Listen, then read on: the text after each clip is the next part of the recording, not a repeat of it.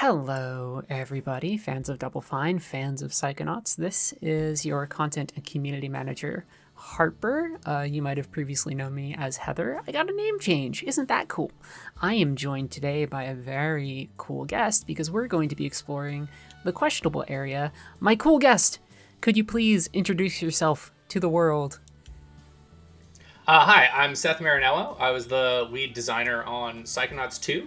And one of the areas of the game that I designed as a level designer was the questionable area. Which we'll go to more specifically because right now we're in the quarry. Oh, you know what? Here's my secret. I might have used debug mode to boot up a version that got me straight to the questionable area. So the game's like, hey, side challenge cards. These are new, and by now at this point, normally in the game, you will have picked up plenty of them. They are not new. Not new. Actually, starting here is a great spot because when you're actually playing the game, after you meet Compton and you come outside, Frazee will be here.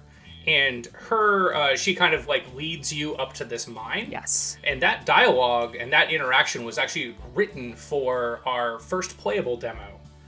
Sure. Way back in 2017, I believe. Yeah. And so even though we've done many, many revisions to the hub world, the kind of connection between the family and the questionable area and the quarry has sort of always been there. Exactly how you get there has changed over time. Right. But that dialogue and that interaction with your sister kind of being your intro to this next space has always began kind of in this little canyon, one way or another. All right, I suppose that makes sense. I guess that means that you always sort of had a sense that Raz's family would end up occupying some space inside of the QA, inside of the questionable area. Would that be correct for me to say? Yeah. When we, we did the first playable build of the game, there's a really rough sketch of the questionable area. Yeah, of course. That had been put out by Ryan. And when I came onto the project, one of the things that was like relatively set in stone for this space is that the family caravan would eventually find a home there. Oh, cool. Very, very cool. And then, of course, we get this wonderful vista. We're going to trigger some cutscenes as I explore, including, like you said, Frazee. There she is right there. Did you kind of always, sometimes I think of world design in terms of that theme park design, right? Of like, people sometimes will call them weenies, which is a very fun term, which is things on the horizon that will draw people's attention in games. The one that I think about a lot now recently, even though it's almost 5 years old, is Breath of the Wild, is the castle. Here we come out and we see immediately the lumber stack and a handful of other things. How soon did you kind of get a sense that, that you would come out and see this sign for the questionable area and the lumber stack and all of that? What was the point where you kind of knew what you wanted the first impression of a player's experience to be once they were entering this area? Well, that's actually one of the, I think, more interesting things that happened through the history of the questionable areas. When we had originally laid it out, there was actually a hill in our first playable where you could look into the questionable area and you actually entered from the other side of the space. Interesting. So closer to like the waterfall and stuff like that? Closer to where the waterfall is right now. And actually it's sort of over where the Yeti cave is. Oh, we'll get there. You originally slid down into the space from that area. And in many ways, if you actually think about how the layout of the questionable area works in terms of a player flow, that makes a lot of sense because it ends up with you facing the family camp. Yes. So that Frazee would be able to lead you there very easily. But what the problem with that flow was it didn't give you that nice sign. Right. And you kind of you entered the theme park like space of the questionable area from the opposite direction that it would have been designed as like a visitor. Yeah. So all the signage just didn't really work, and like as we evolved the flow of the hub and just figured out more what the player was going to do, we decided to actually essentially flip around the way the player experiences it. I'll end up, which was a pretty big change, but yeah, I'll end up saying hi to the Aquatos. I think of some of that pathway, right?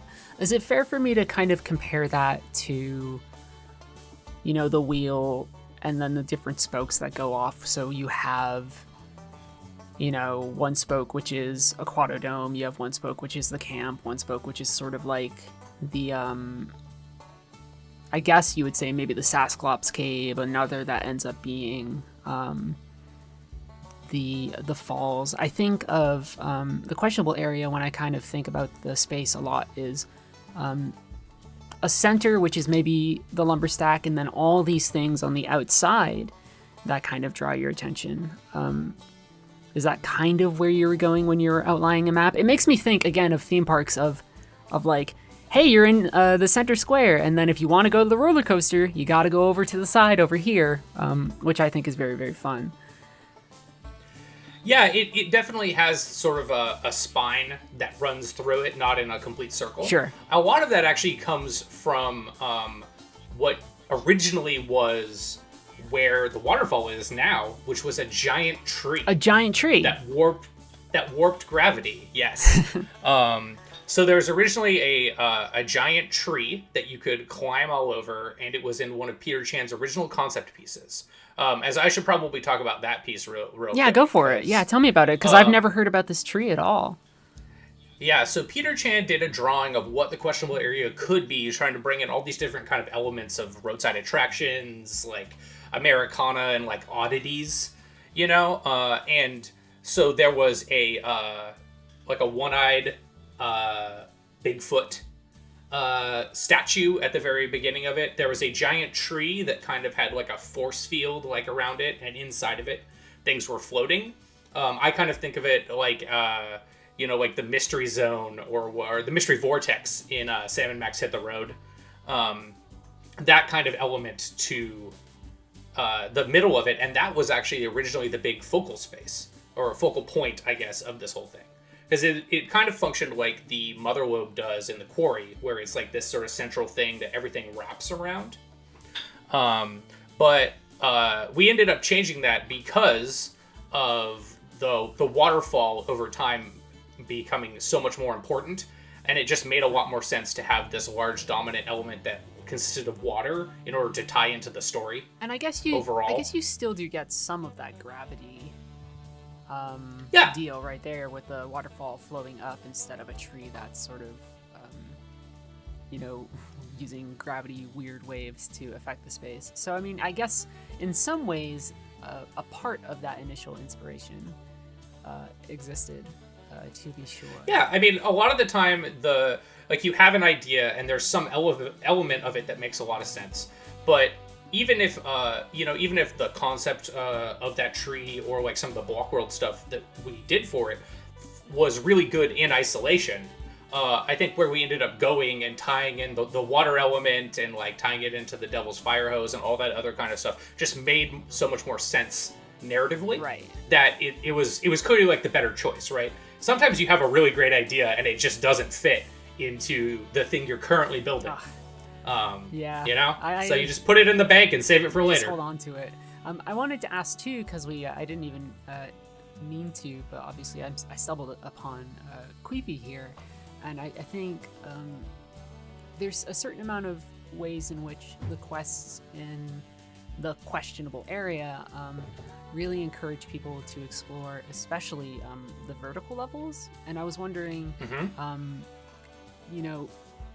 obviously you're designing the space. Are you working with anybody else to determine what those quests will be and where to end up, determining the best like Queepy locations and things like that? How do those things come to life? Well, for this space in particular was actually very early in our writing and formulating like what the Aquato family would be like. Sure. So this actually started as like, well, what could some personality traits or things that might be tied to these family characters be, right? So for Queepy, for example, we came up with this kind of idea of him, hiding from the family or like running around and just kind of being this weird, mysterious child that just shows up in the woods. And we just thought it'd be funny if he'd be dancing, right? So like this location where we actually run into him was not the original starting location. We actually moved him down here. Yeah, we had originally thought that like, and this is one of those things you just get out of playtesting, right? We'd originally thought that the audio would draw more for people. his radio would draw people there, yeah.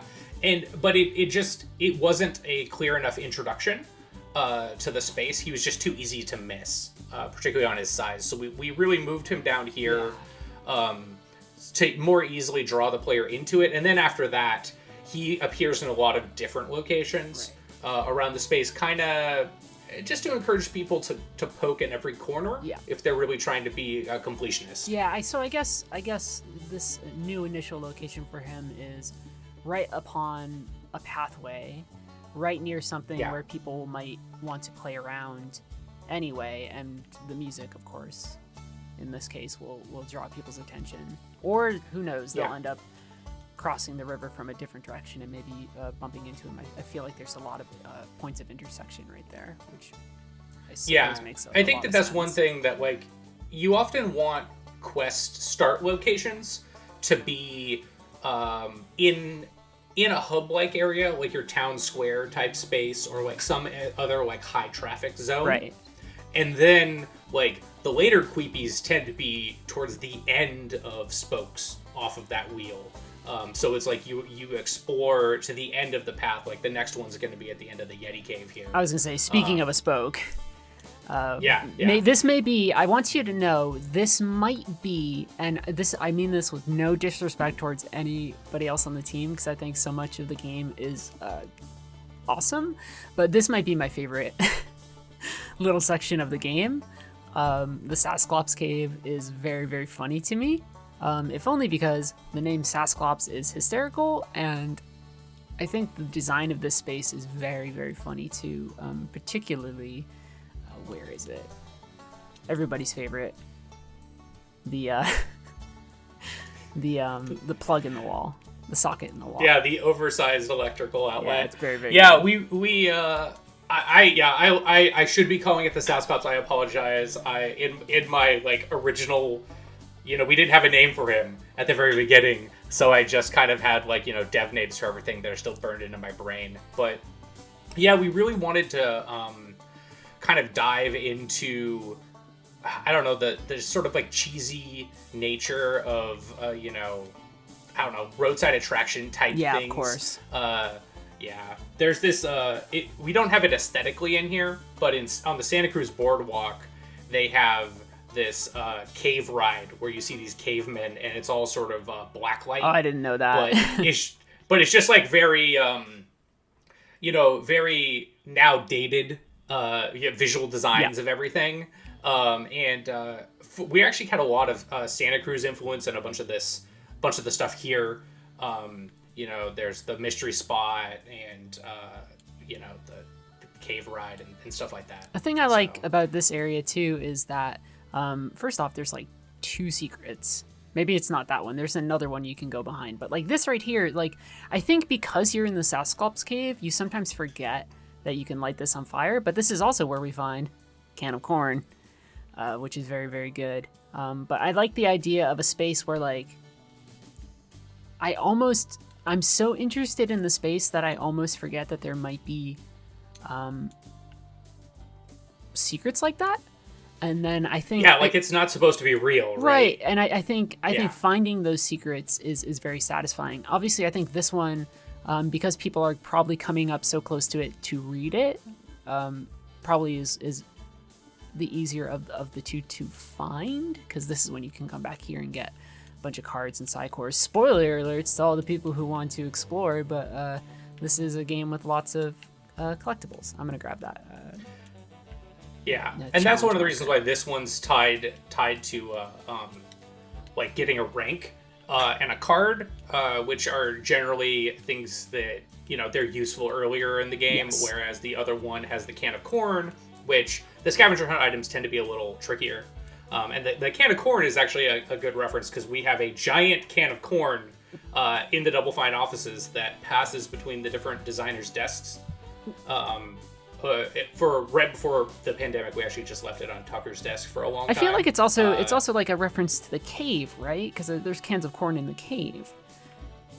Yeah, as to when the obsession at Double Fine began with cans of corn, I'm not sure. It is it's a local tradition that I've just become a part of. Right. And this is what you're talking about too, about maybe certain areas leading players to the next part of the quest, which is going through the cave to find the next creepy location, which I suppose at some point you look through the potential spaces that maybe you want them to navigate, and right, like the nice thing is like each thing leads to another thing leads to another thing. So going through that cave leads to Queepy, which will then lead to here, which I don't even know where the next Queepy location is, but at the very least, right, it will lead me to some of the vertical elements of this space, and then also if I had a key, which I don't know if I do. I don't think you do now. But if you flip around, this is one of the best spots also to see the Sascop's eye follows you. Oh yeah, that's right. Yeah. Because you get up close. He really can rotate it. Yeah. We tried to give everything a little bit of well, it looks cheesy, but actually there is something weird. There is a little bit of questionable know. Stuff happening in the questionable area. Yeah. How long does it take? Just like from a testing and like a planning perspective to start to think about the numerous pathways that a player can take, which is to say, how do you decide, okay, they've gone through the Sasclops cave, let's make sure that there's a path that leads upwards, and then how do you decide what you might put up there, right? Is the philosophy always, hey, if we're going to allow them to travel into these spaces, we should reward them for reaching those spaces? Are there spaces where you think the reward is just being able to be in the interesting space? I'd be curious to know your philosophy on that sort of thing. I mean, there should always be some kind of reward, whether it is narrative or, an upgrade. Right. One thing that, I want it to be that any time that you get to the end of a path for the first time, there is something there. That's not always possible. Right. But just because of some state-based things and stuff like that. But in general, this is one of those things where, you want to kind of make sure that there's always like an entrance to another thing, another sort of tempting location to head to, particularly in a space like this that is very freeform. Along the way, you should pick up minor rewards, and generally at the end of them, you'll get something that is more valuable, or it'll connect to a path that's part of a quest or something like that. This is a more almost superficial question, but at what point is it decided, I fell off of it because I'm an idiot. But at what point, that lever I was about to jump off that lets you come back down to the ground. Was there a point where you realized, oh crap, we're putting players in the air really high. We should really find ways to to make sure that they don't fall super hard to the ground? Were those created out of a necessity, or are those, I forget, were those assets that already existed in different parts of the game? No, those actually only appear here. That's what I thought. Yeah. There might have been. At one point, I had one in Lucretia's mind, but I don't think there is one in the shipping game. Those were really just in here because there were a couple paths where you got up really high. That one's kind of not necessarily required, but there's another one that's over kind of above the family camp where you get really high and there's no clear path down. I was going to say, and it was just that the one that's here that I fell off of because I'm a silly person. I feel like that one exists primarily to allow easier passage down to this right here, which is the scene with Norma and Augustus, right? It almost feels to me that like at the top of that path, it's very easy to see where they are. There, you can, if I just angle up just high enough, you can see the lever. So it almost feels like that exists in order to allow people to come down here in a way that isn't falling down and breaking all of their all of their leg bones. Yeah, it's more of just a like, you know, an opportunity to, or like a way to say like, hey, you can go down here, Yeah. and there'll be something. Like if you haven't talked to Norma and Augustus yet, like you'll be able to, you'll find something at the bottom of this. And that's another case of sound also attracting the player too, because you're able to hear that conversation. Yeah. And it brings me pretty much right down to them. There we go, I got it. Yeah, it brings me like right next to Norma when I hop off, which is pretty cool. I'm gonna go to a couple of other things over in this area, which I wanted to ask you about, which is who's the silly person responsible for this? Well, let me see. I think Emily did these originally. Right. Emily Johnston. Emily Johnston. These were in not the first playable, but we did this thing called the Quarry test. Right. Even before then. So one of the earliest truly in Psychonauts 2's looks, you know, development. These were in a cave there, and I just thought they were so great that we just moved them over here. Because it, you know, like we wanted to kind of sell the idea that there was a part of the questionable area where the interns would, you know, traditionally sneak off to be away from the eyes of their mentors. Yes. I need to find where the last cog. It's going to be just around the corner right which there. I think is like over this way, right? It's behind you in some bushes. To the right a little bit more. It's next to the concrete for the funicular. Oh, like over this way. Yeah, you're right. Yeah, I was looking the wrong direction. the wrong direction. I should know. I have played through this game plenty of times. No, but that's a really interesting thing, though, or just like the positioning of those gears, right? Like, if you know exactly where they're all placed, it seems almost trivial to just have them all right next to the generator. Yeah, but I do remember playtesting from some people where people were like, I can't figure it out. And they are pretty close by. Yeah, no, exactly. It's like one of those things where it's like, particularly when you're in white box, which is the early stage before we've textured everything and added the atmosphere and sounds and stuff. Like it could be very easy to see those things. They might be a bright color. They're going to stand out from the environment. And you really have to, that's one of the reasons you have to do playtesting, right? Because for me, I'm like, oh yeah, I know exactly where they are. And it's weird that all three of them are like right next to the generator. But then you actually get into the game and, you know, it can be tricky for people. And we don't want that to be a particularly challenging interaction. Like, I want you to ride the funicular. Right. I just want you to have to, you know, look around a little bit. And as we're talking about, like, rewards for going off the beaten path, part of the reward for solving the puzzle of the funicular is the ability to come up here and talk to Frazee, among other things. And then also just being able to explore all nooks and crannies for things like keys and all sorts of stuff. Yeah. And this gives you access to the waterfall up top. Yeah. It gives you access to the skull scavenger hunt item and stuff like that. And one thing that's interesting, particularly in the way the questionable area works, is you can actually get up here without doing the funicular. Really? If you climb up in the trees high enough, you can do a lev ball float. Interesting. But we try to kind of make it so that things generally work. Like, you know, it's hard to keep Raz from getting somewhere. He's very, very mobile. Yes.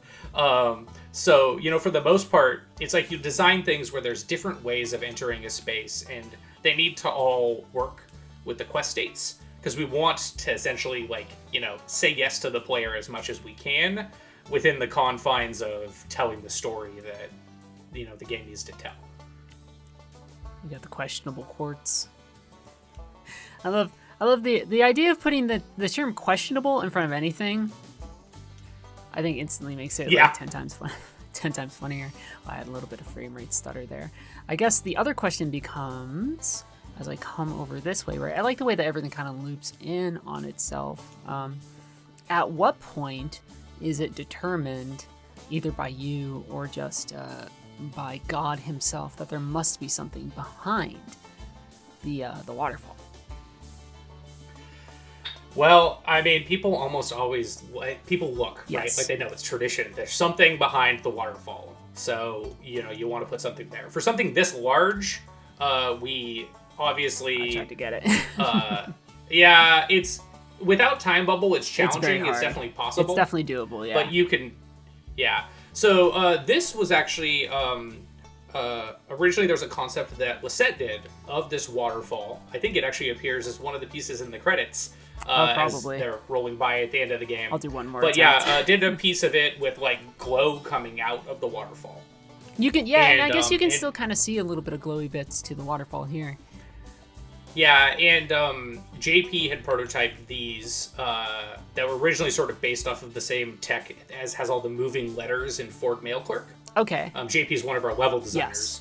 And so he had prototyped this, and it seemed like a nice way to let you get behind a waterfall and have something interesting. Create a puzzle that could work without a power like time bubble, but clearly became easier using power. Even for me, who I've definitely done it before, even me trying to do it now is it's a particular challenge, right? But it's like you will get the tool to eventually peek behind to the make it waterfall. easier. Yeah. Was it always a sense that would be where you would go for Lily's quest, or was the idea initially just to have something? Lily's quest was always tied to getting some kind of natural element. Yes. When I'd originally proposed it to Tim, he actually gave me like 3 different lines, like for like a fungus, flower, and I don't know, like some leaves or something like that, just depending on what made the most sense. Since we had a cave anyway, the fungus was where we kind of wanted to go, but that was also incorporating an early idea for the questionable area, which is that the waterfall and the other things that are actually like real, not like hokey things that they've just made up, but like the waterfall actually flowing things upside down, are controlled by a sentient fungus that lives in the ground. Oh, was that the original in idea? the rock. Yeah, well, because the thing because it had so much titanium exposure, is there's sort of the idea that like psychic things need a will or a mind. In order to sort of make psychic right? stuff happen. Yeah, like titanium is a a mineral that just enhances psychic properties. But like the bears and mountain lions and stuff in the first game, can alter already living creatures. I want to ask you a question that's entirely different. Are you aware of the fact that some players have been able to, and I don't know if it's fixed now, have been able to slam into these so hard that they actually get teleported to the world origin? Yes, I am. Just want to make sure. I will say that these springy creatures, I love them, which originally were this like weird coyote being that I had just modeled, have had a number of problems with them throughout development. But as soon as Jeff, our lead environment artist, checked in these weird gorilla lumberjack people, I was like, there's no way we can cut these. No matter what problems they cause, they are worth it. Yeah, this art needs to see the world. These seem pretty safe too, and yeah, they are among. I mean, we can very easily. These funny little goobers. Yeah, love them. Yeah, the lumberjack thing is actually sort of an interesting element that wasn't in Peter Chan's original concept for this, but he had the Yeti there, and I had sort of been thinking of like, oh well, we've got a lot of trees and a lot of forest type stuff. Like, what would be a character that could be in this space that would sort of be like the person that founded fictionally, I guess, the questionable area. Yeah, and so originally I'd been like, oh, okay, like maybe there's like this lumberjack type character or mascot that they've come up with. And that's sort of where we got the diner from and a bunch of other things. There's actually a campground up in like Sonoma County that has this large lumberjack that's holding an axe in his hands, kind of like the guy over there. And those are actually a kind of like fiberglass model that is distributed all around the world. Okay. Or at least over in the United States in like the 50s and 60s.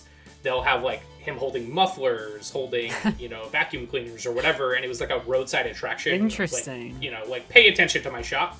So we tried to like pay homage to that, I guess, because we were originally like, oh yeah, this needs to pull in everything that gets that, 50s, 60s kind of vibe. Another very idle sort of practical utilitarian question. Was there ever a time where this area did not have an Autobahn for access to get back to the Mother Lobe? I believe it always had some kind of a fast travel hatch. This was one of the first places in the hub that we had like blocked out after the quarry. Sure. And there was sort of always the intention that there'd be some kind of a thing, like in the first game in the camp, you can jump in the tree stumps and use the underground transit system. Yes. We'd always intended to have something kind of like that. Yeah.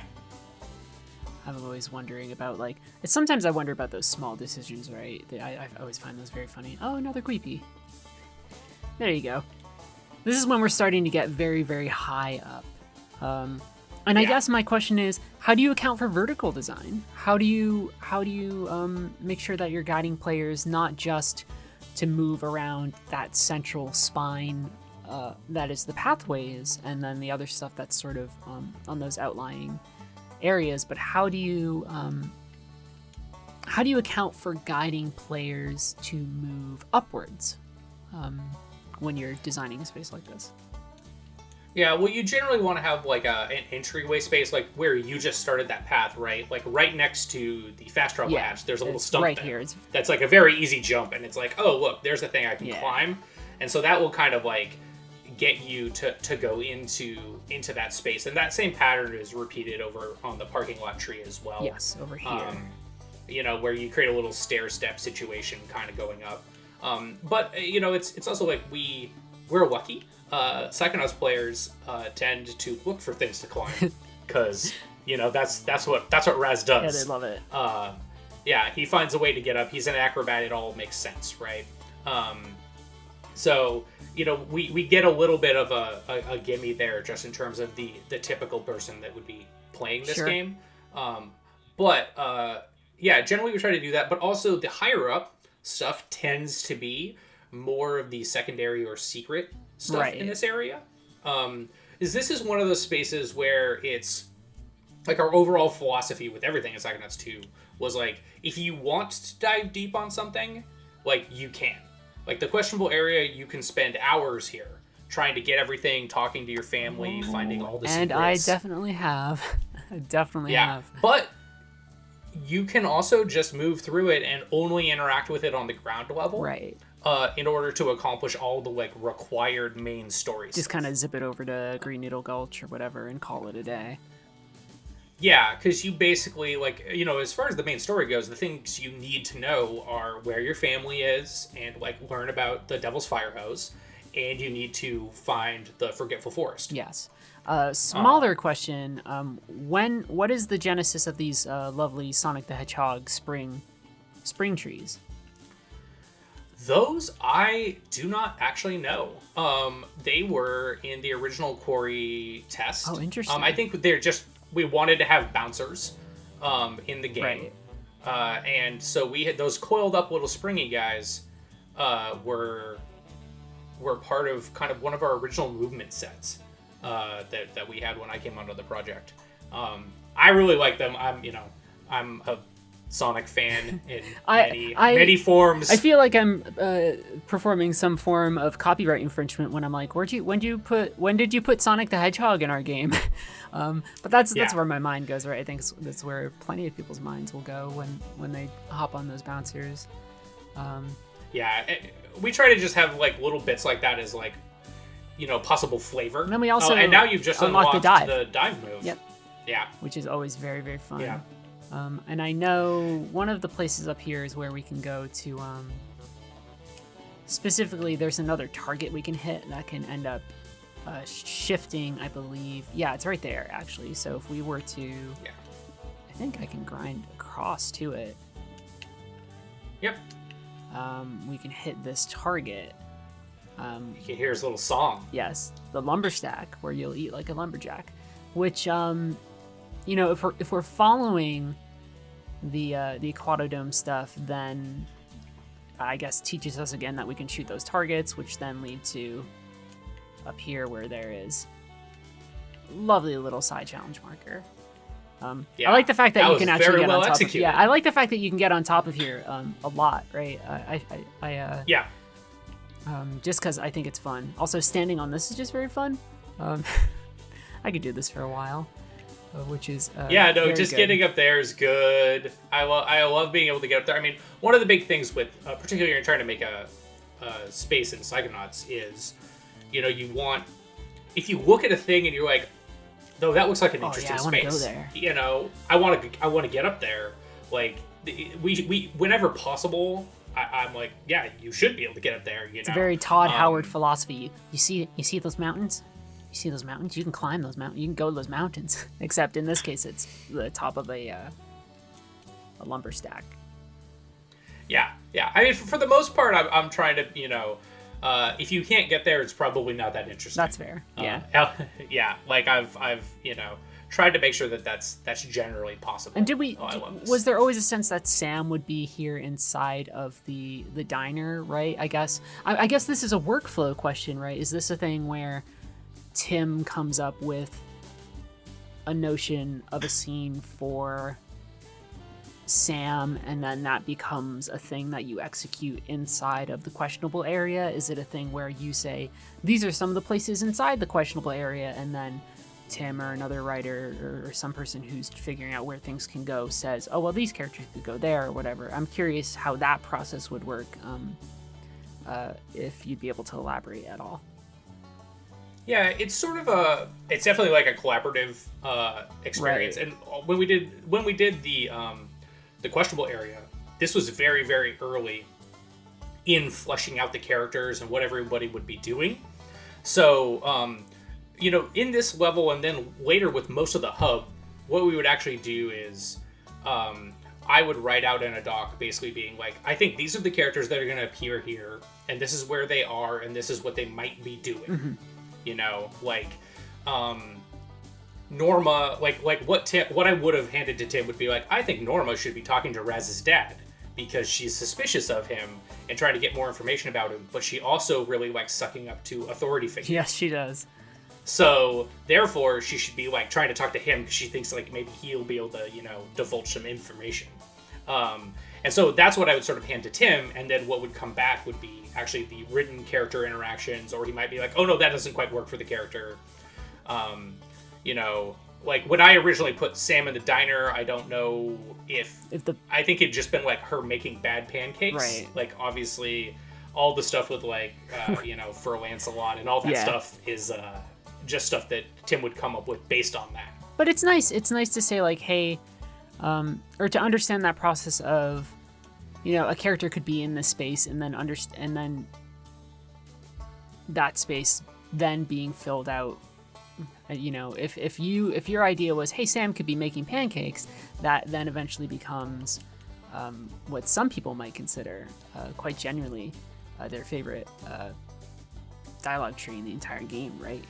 From one kernel of an idea into a game-defining scene, a game-defining conversation even, which is very cool. These destructible walls, I forgot these were a thing. I don't feel like they're particularly common in the area, but maybe I'm just being very forgetful. I think there's like there's 3 of them or so in this space. We had more in earlier versions of the quarry. It's sort of interesting as we did Lobato, which actually was sort of done after this. It kind of became that flammable things were what blocked entrances. Right. So that's what we ended up doing in a lot of the later levels. This already had the concept of some caves blocked by rocks, and it felt like that was like a relatively like, you know, affordant interaction.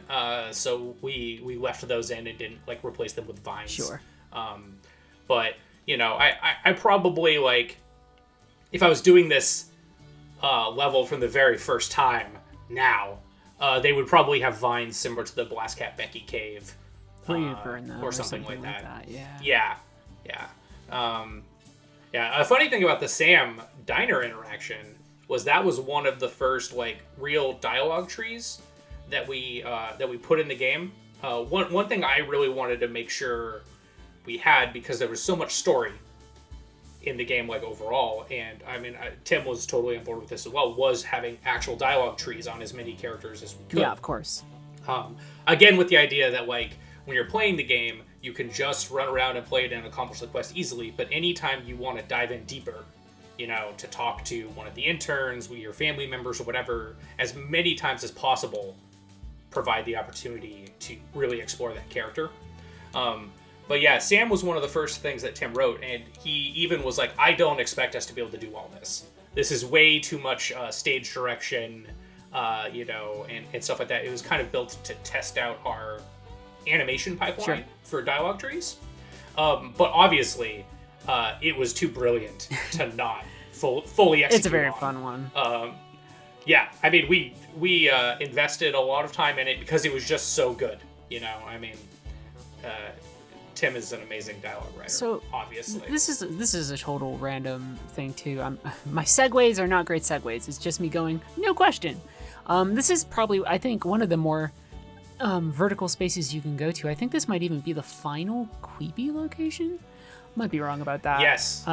Excuse me while I clear my throat like a bad interviewer. But also I noticed that like coming here, where for me to get down, I end up having that straight view towards another auto chest. How often are you is there ever a point where you're looking at a location like this and looking at the potential sightlines and then determining, hey, that's a good place to put something there so that people will see it and then go explore? I guess what I'm saying is, like, how do you lay some of, I mean, we've been talking a little bit about laying breadcrumbs, but how do you lay something so specific as a chest across such distance or things like that? Yeah, a lot of it will be, I think, looking for opportunities as you're laying stuff out. I believe that chest, it kind of depends on the order of doing things. That chest was probably over there earlier, just in terms of the way this level was revised. Sure. So when I got to doing that platform up there, it's sort of one of those things where, like, oh, well, if they haven't opened that chest up yet, providing a clear line of sight on it would probably be good, because they probably saw it after they encountered the second Queepy. So if they're coming up here, which that's the only way to get up there, they're coming up here on their last Queepy, and they haven't opened it yet, it's a good reminder that they should, go pull up out there. a key. I am going to cheat in a minute, and hopefully it won't destroy the game. But I'm sure it'll be fine. Debug menu. But do we have all abilities? Where would that be listed? Under Raz, probably? Yeah, that'll be under... No, it's probably under inventory. Inventory. Or under shortcuts. All pins. Or shortcuts. Oh, there's so many. There should be all powers. I normally just do the shift. Yeah, there it is. Unlock all powers. P. Yeah. Mostly because this will allow me to explore some of the spaces a little bit more, specifically because I wanted to grab Time Bubble. Sorry, everybody. I'm playing on a version that has the debug menu. Don't you wish you had it too? So I'm gonna hop over here. Now, that dead end location, or that location you just went to, where you can find the final Queepy, is one of those ones that violates the rule of there being something at the end of it, and that honestly was an oversight. Like, there's a Queepy at the end of it, and so I was like, oh, that path totally has a thing at the end. But it's not there until you're further along, until the right flag. Yeah, exactly. Yeah, and the number of people that go all the way up there and find nothing because they haven't gotten to the last Queepy the first time they travel up that path is definitely something I would change. Yeah, I suppose so, right? They get the impression that maybe there's not much happening up there. And it's so high up, perhaps. Yeah. Not to be like, aha, I will criticize you, Seth, but I suppose it is very high up that the music might be harder to perceive, just a little. Yeah. He's a little lower down, and he's definitely sort of there, but it's definitely like you could write it off in your mind having not found anything unique there going there earlier in the game, and I do think it can make that less Queepy a little challenging for some people to remember that path. It's funny to talk of Queepy as if he is in fact just a collectible. I love Queepy so much. Queepy's mood of just being like, please leave me alone and allow me to vibe is very relatable. But it is also funny to be like, to talk to people and be like, yo, you find all them Queepy locations? Which I always thought was very, very fun. Part of the reason I also wanted Time Bubble was so that I could hop into the cave there and give that a little look-see as well. When did we know that we wanted a funicular, by the way? Oh, well, the funicular has a long history. Does it? In Psychonauts 2. That goes way back to some very early sketches of how the story might go that included traveling to some places that never ended up in the main game, and one of the things featured there was a funicular. I got really excited about it at one point in the development of the game. I went on a trip to Europe, and I made a point of riding every funicular I could find. Very good. We were just like, that has to be in the game somewhere. It's just a funny thing. And Tim was like, yeah, I could totally write jokes about I was up here... which is always a reason. Not to interrupt too much. I was up here and I was like, where's Lizzie? And I'm like, oh, I haven't gone to the Forgetful Forest yet. So obviously Lizzie can't be here. I was like... And that's one of the biggest things with laying out the hub is exactly that. Like, we have a giant document that, I and then Sarah Will and a bunch of other people, have to comb over constantly to be like, when does this character appear here, and in what state of the game? Right. Because it's pretty complicated, actually. I messed up, and I had the power. Oh my gosh. Why am I bad at video games, Seth? It's really hard. Is it because I was a games journalist? Is that it? That's what everybody says? They say games journalists are very bad at games, which isn't true, because I'm amazing at games, but.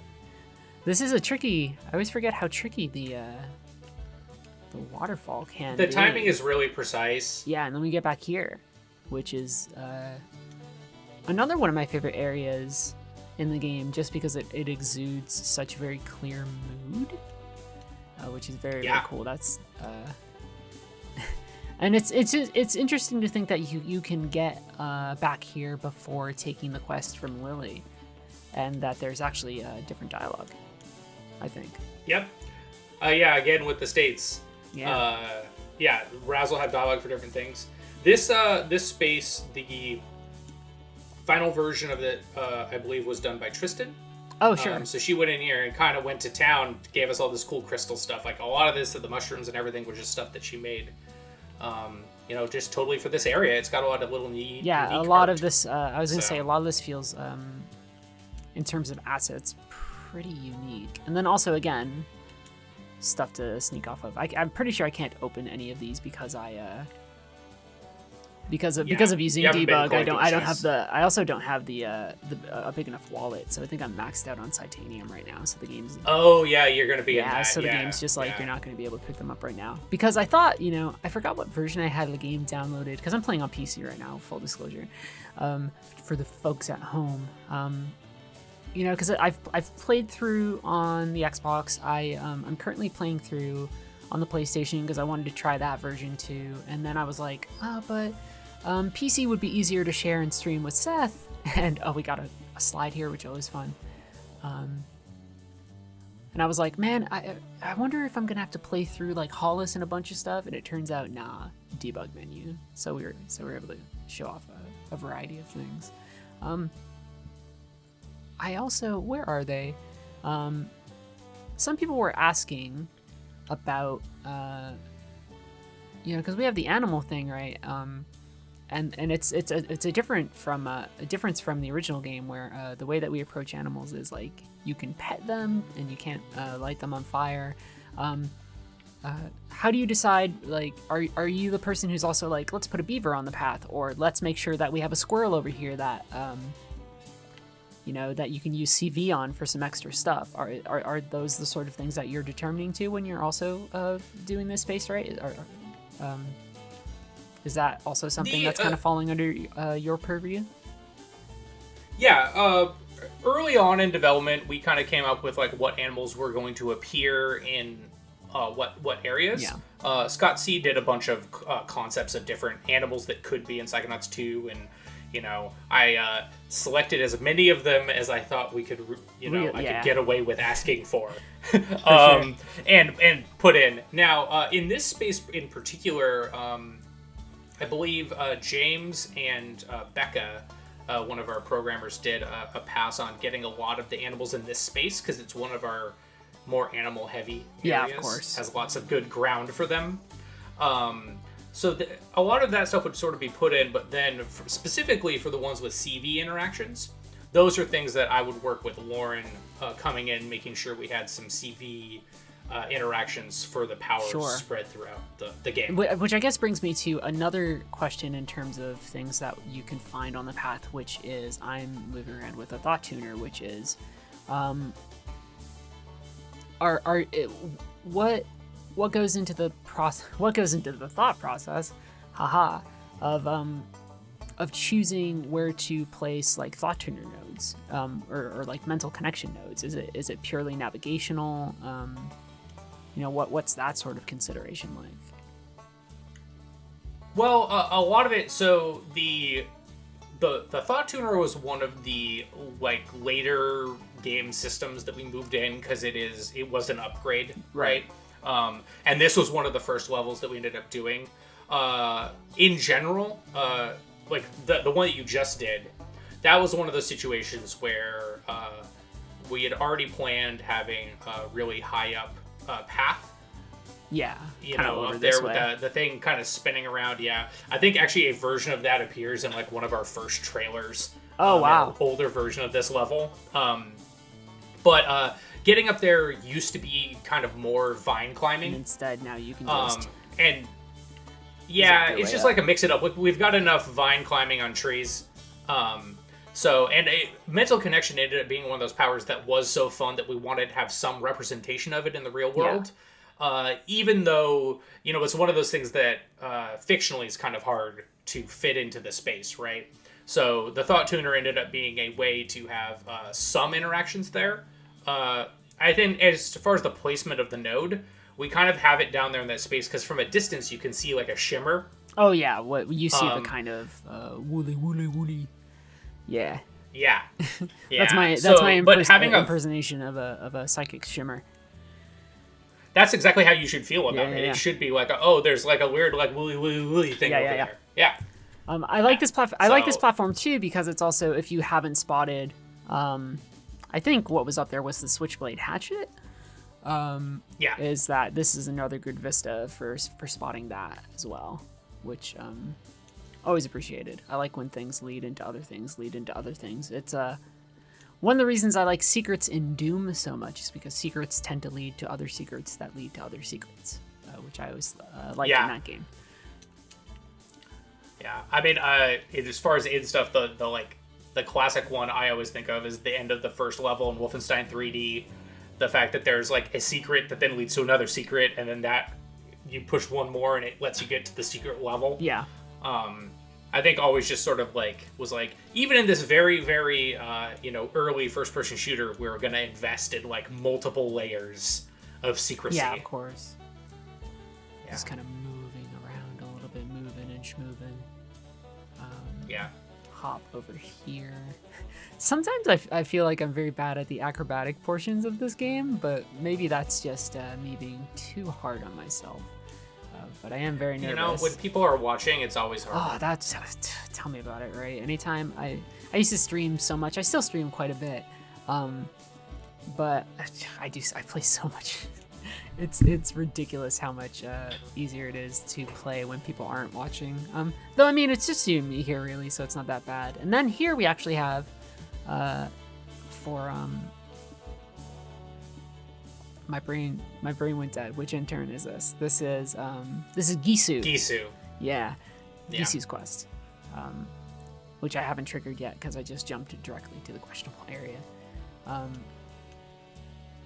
Those are look at that. I like grabbing it a little funny there, Raz. Today. Yeah, he's he's got psychic powers. Did we ship this game already? God, we should fix that. Yeah, somebody file a bug. Yeah, we need to put it in Jira and everything. Yeah.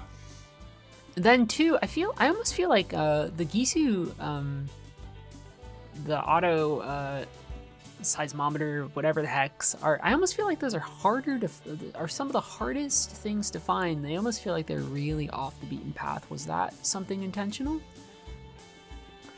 Well, that one over there, I feel like you can see it and it's sort of bright. The last one though is really hard. Yeah. Behind the family camp is really buried. I mean, I don't know if they're intended to be super, super hard, but they are. It is one of the side quests with, you get to fight some combat in it. Really, I think it takes you to a space that you only see through the psychoseismometers. So it felt like a good meaty secret to discover. Yeah.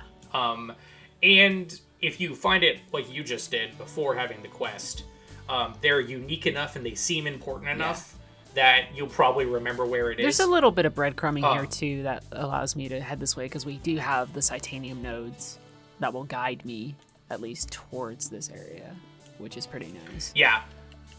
It is it is a little hidden. It's probably a slightly more hidden than This one over here.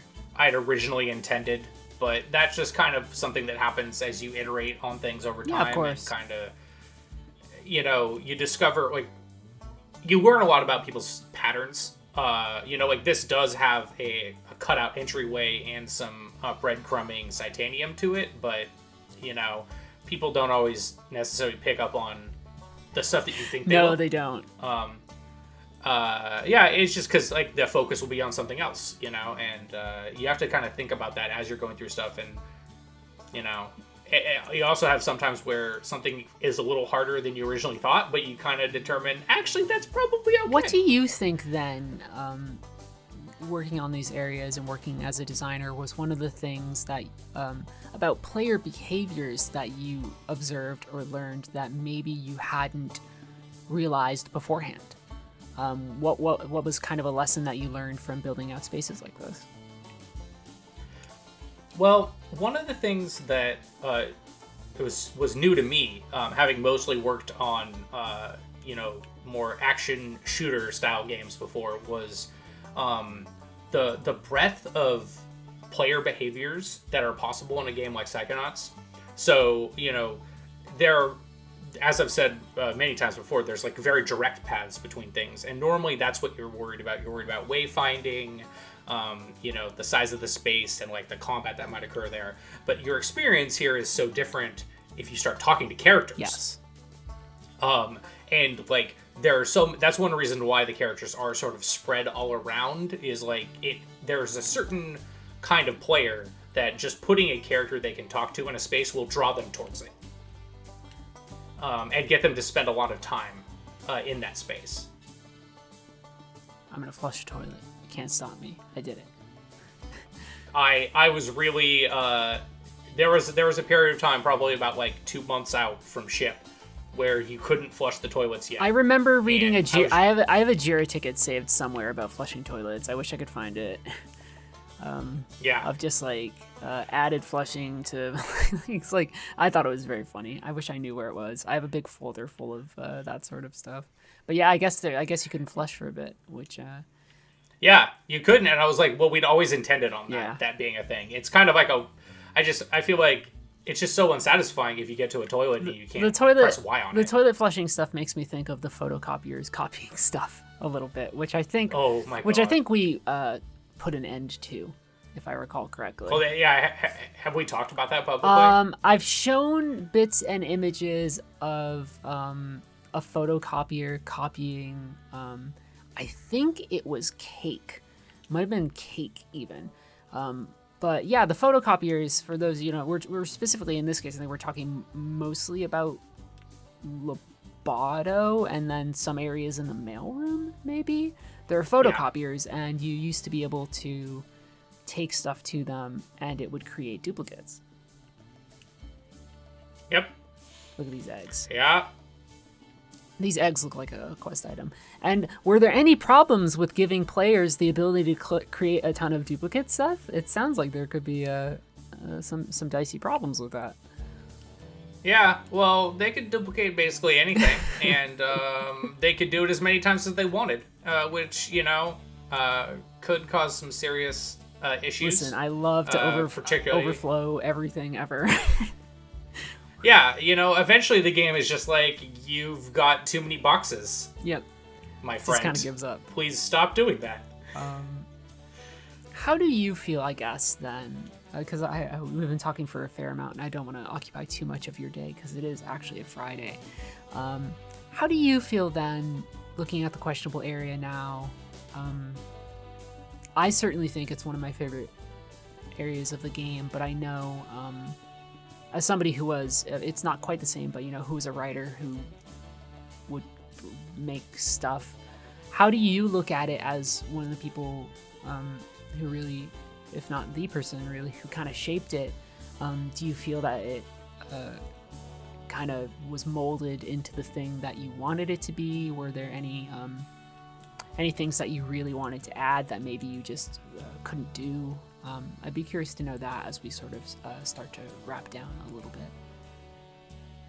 Yeah, I mean, I'm very happy with the way the questionable area came together. It really was a group effort for things for a really long time. It has so many powers and animal AI and just fantastic animation in the dialogue trees. There's so many different people that kind of came together to make it like a really cool special space.